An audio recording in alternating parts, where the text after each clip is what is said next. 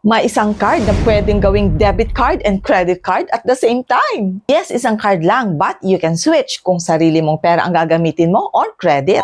Sounds convenient because it really is.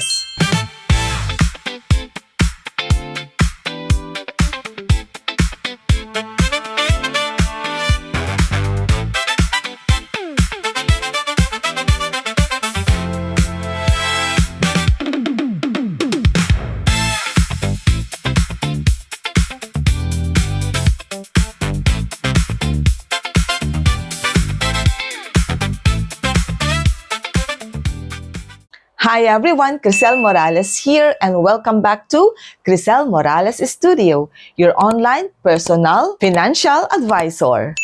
Yes, the last time we spoke about Maya and Atomy, yung mga benefits nila and yung mga functions nila. Pero eto, as what I've said a while ago, merong sumisikat na isa pang card. Yung isang card pero two modes. And so now, I am going to introduce to you Maribank, the digital bank. So, ang Maribank is a digital bank na merong debit card. And actually, before naging Maribank, C-Bank pa lang ito. Kaya nga, I have with me two debit cards. Because previously, Maribank ay si C-Bank.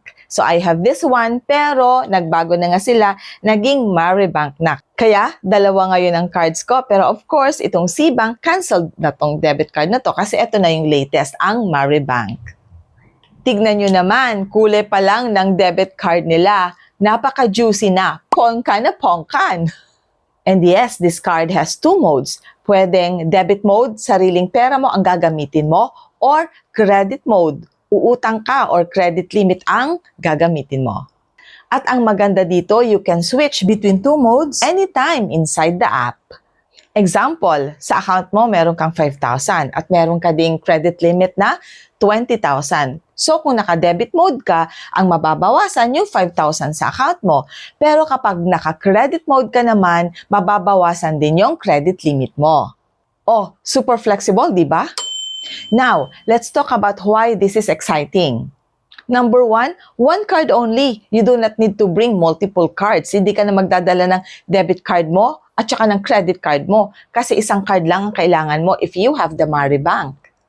Number two, you take full control of your expenses. Ikaw ang bahala kung kailan mo gagamitin ang debit mo or ang credit mo.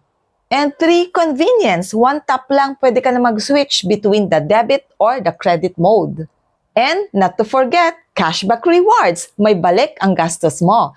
And another one, the most important thing, no annual fee. Ay nako, malaking tipid talaga. Imagine, naka-credit card ka pero walang annual fee. Kung may budget ka, use the debit mode. Pero kung wala kang budget or gusto mo ng flexibility, you can switch to credit mode. Oh my goodness, napaka-exciting talagang gamitin ng Maribank.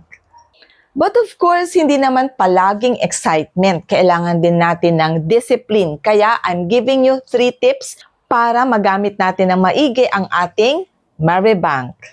Number 1, use debit mode for daily expenses and use credit mode for planned purchases. And always monitor your transactions and your expenses inside the app. This way, you can take control of your expenses while enjoying flexibility. Calling out there, lahat ng mga beginners for credit card, I'm sure you will love this. Why? Because you will slowly learn how credit works. Hindi ka fully dependent agad sa credit. You can switch back to debit anytime. So sa mga beginners, this is the best for you. It is a training ground for financial discipline. So overall, Maribank Credit Mode is number 1, flexibility, convenience, all-in-one solution, and beginner-friendly. Ano pang hanap mo?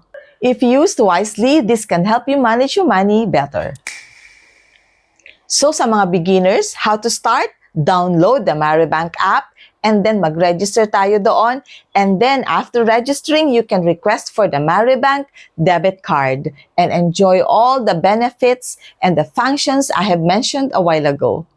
So there you go, natapos na po tayo for our content for today. Sana nag-enjoy kayo for another content, especially with regards to our Marebank. Sana makapag-subscribe din ang mga hindi pa nag-subscribe sa ating YouTube channel, and always don't forget to tap the notification bell down there so that you'll always be notified kapag meron tayong bagong video. Muli, always remember, kahit anong klaseng pagsubok meron tayo sa buhay, remember that life is beautiful because God is so good. Bye everyone!